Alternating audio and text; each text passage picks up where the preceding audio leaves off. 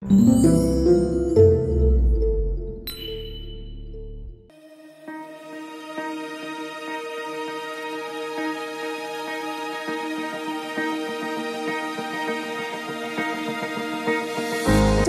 sana leo kumuona mufti mkubwa wa Zimbabwe, Sheikh Mufti Mengi, kuja kuhudhuria kwenye viwanja vyetu hivi vya Amani na kutupa dawa. Alhamdulillah, tunashukuru sana. Jitihada za Mheshimiwa Rais tumeziona, na hii ni historia kubwa sana kwa Zanzibar, kwa sababu haijawahi kutokezea hali kama hii.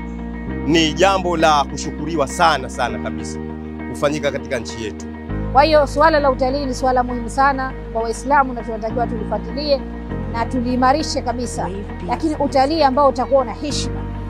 Utalii wa Zanzibar utafautiane na utalii wa maeneo mengine. Kutokana na ugeni huu nilibidi nije kuhudhuria kushuhudia ugeni wa kidini, kwa sababu mambo mengi ya kidini tunavyomtanguliza Mwenyezi Mungu mbele ndio inapata neema kubwa kutokana na nchi yetu. Lakini amani ndio chimbuko kuu la maendeleo katika jamii zetu.